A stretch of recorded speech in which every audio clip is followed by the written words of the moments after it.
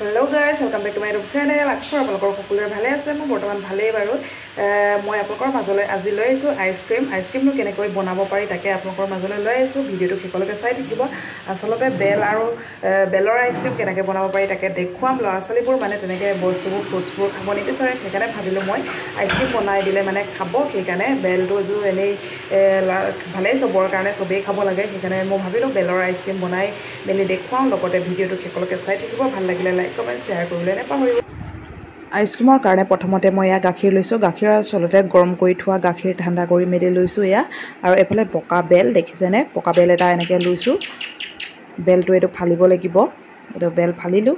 আৰু যিহেতু ইয়াত গুটি থাকে, আঠা থাকে, সেইকাৰণে এইটো ধুনীয়াকৈ চাফা কৰি মানে ধুনীয়াকৈ উলিয়াব লাগিব চামুচ এখন দি।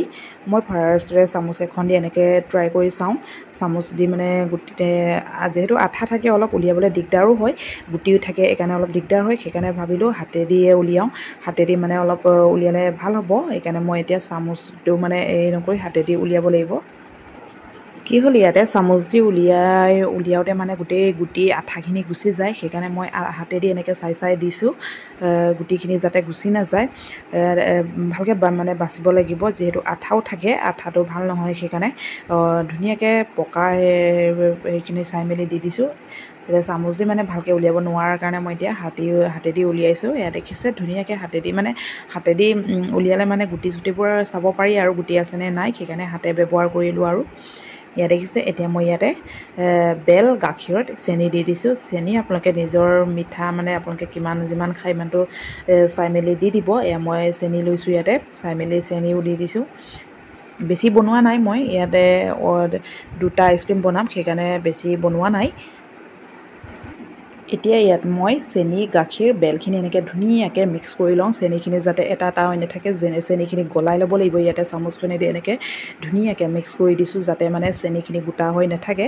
ইয়াত দেখিছেনে খুব ধুনীয়া বেটাৰ এটা হৈ গৈছে। আৰু আপোনালোকে এইটো মানে অলপ টাইম ঠাণ্ডা কৰিও খাবলৈ ভাল। আৰু এনেকৈ যদি আপোনালোকে ঠাণ্ডা কৰি খাব নিবিচাৰে এনেকৈও খাব লাগে, খাবলৈ ভাল মানে বহুত ভাল। আৰু এইটো খাব লাগে এনেকৈ গাখীৰ আৰু বেল খাবও লাগে বুলি শুনিছোঁ মই।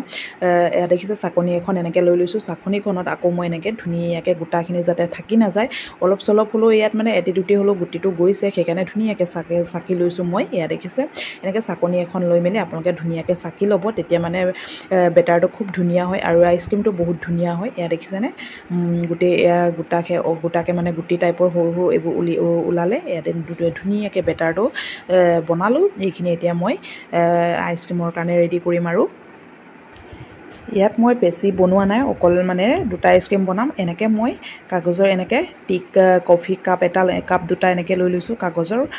কাগজৰ কাপ এনেকৈ লৈ ল'ব, খুব ধুনীয়া হয়। ইয়াতে মই এতিয়া দি দিছোঁ, আপোনালোকেও দি দিব। এনেকৈ কাগজৰ কাপ লৈ ল'ব আৰু ফ্ৰিজত ৰাখি দিব। এয়া দেখিছেনে কাগজৰ কাপটোত বেছি নোলালে, অলপমান ওলালে, জাষ্ট মানে দুটা খাব পাৰি আৰু দুটা ওলালে, দুটা আইচক্ৰীম। সেইকাৰণে মই কমকৈ বনাইছিলোঁ বাৰু।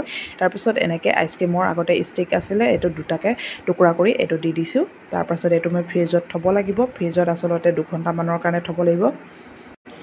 এতিয়া আইচক্ৰীমখিনি মোৰ ফ্ৰিজত থোৱা 2 ঘণ্টাতকৈ অলপ বেছিও হ'ল, মানে মই টাইম চোৱা নাই ভালকৈ, সেইকাৰণে 2 ঘণ্টাতকৈ অলপ বেছিয়ে থৈছোঁ। আপোনালোকে নিজে মাজত এবাৰ চেক কৰি চাই ল'ব।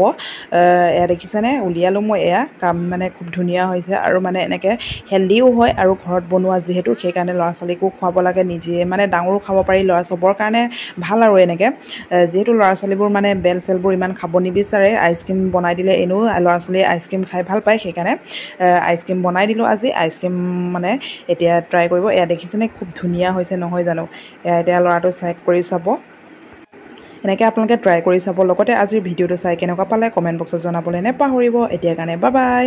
আকৌ আপোনালোকক মই লগ পাম নেক্সট এটি ব্লগত।